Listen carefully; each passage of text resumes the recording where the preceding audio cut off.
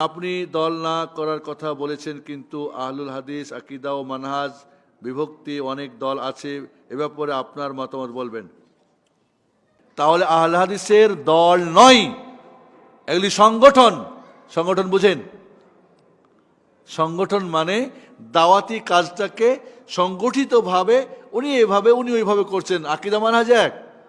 তাই যারা আহলুল হাদিসদেরকে দল বানায় তারা কিন্তু তাদের মাথায় একটা শয়তানি চিন্তা ভাবনা জাগে। বলে ওদেরকেও দল বানিয়ে ওদের ফেরকা বানায়, বলে ওরাও তো দলাদলি করে, কিসের তাহলে কোন হাদিস মানে না, আমাদের কোনো দল নেই। একটা ভালো কথা মনে রাখবেন, এই কথাটা ভুলবেন না। একটা হলো আকীদা, আকীদাই যদি ভিন্নতা হয় তাকে বলা হয় ফিরকা। কি বলা হয়? ফিরকা। আর যদি আকীদা না হয়ে কোনো পদ্ধতিতে নিয়মে মাসলা মাসাইলে কেউ এখানে কেউ ওখানে, এটা বলা হয় মাযহাব।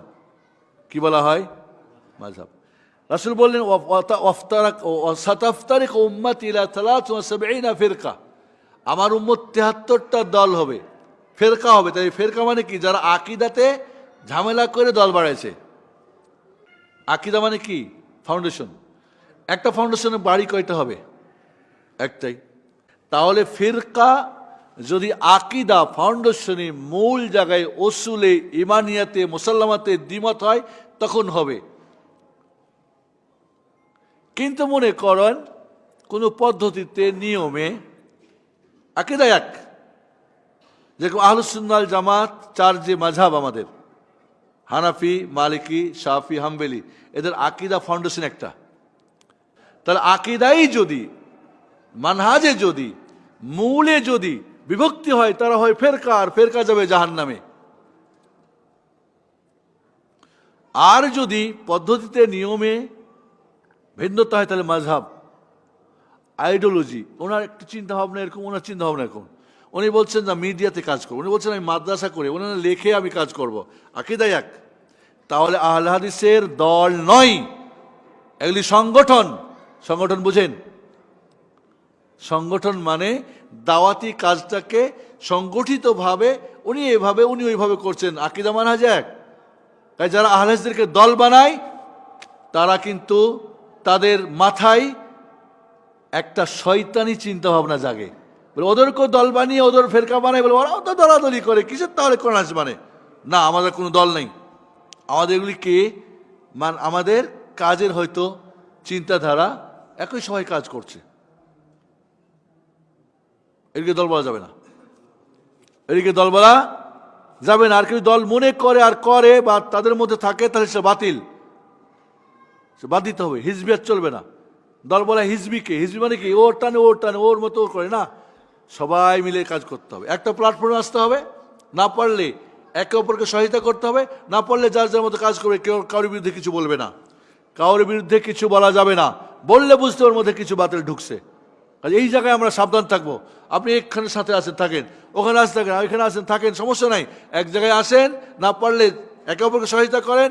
মনে করেন আমি ভালো লেখক, একজন ভালো লেখক, টাকা নেই আমার ছাপার, আপনার টাকা আছে, আমার টাকা দেন।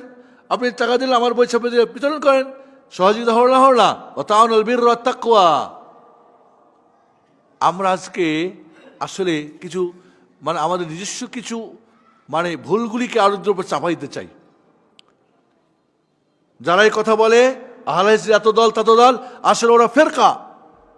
এবং একটা তথ্য মনে রাখেন, আমার দেশের হানাফি মাযহাব, ফিকহাতে মাযহাব, আকীদাতে ফেরকা। কি বললাম? আকীদা মাতুরিদি, আশারি, মুরজিয়া, ফেরকাতে গেল না। এই জন্য আমাদের সাথে বেশি সমস্যা। আসলে চার মাযহাবের যেহেতু মূল একটা, শুধু কি মাসলা মাসাইলে ভিন্ন, তাই সমস্যা নেই, এমন বড় কোনো সমস্যা নেই। কিন্তু আমাদের দেশে আকীদাতে হয়ে গেছে সম্পূর্ণ ভিন্ন, যার ফলে আমাদের সাথে কি মাযহাবের ব্যাপারটা বড় কিছু না। আর যে সমস্ত কিছু আহলে হাদিসরা মাযহাবী ফতোয়া মাযহাবী বিষয় নিয়ে চড়াই করে, এরা আসলে বুঝেই না দিন, ওরা বুঝেই না, এই তথ্যটা জানেই না যে মাযহাব আর ফেরকার মধ্যে পার্থক্য কি। ওরা যাকে নিয়ে আসেন ও জানে না কি পার্থক্যটা। ওই জন্য কি মাযহাব কেউ ফেরকা বানায় ফেলে নো। এবং আরেকটা তথ্য মনে রাখেন, আহলুস সুন্নাহ ওয়াল জামাতের 4টি মাযহাব কি? হানাফি, মালিকি, শাফি, হাম্বলি মাযহাবে আকীদা সব এক। শিয়া রাফিজিরা জীবন ফাটায় আসছে জন্ম থেকে নিয়ে পঞ্চম মাযহাব হওয়ার জন্যে।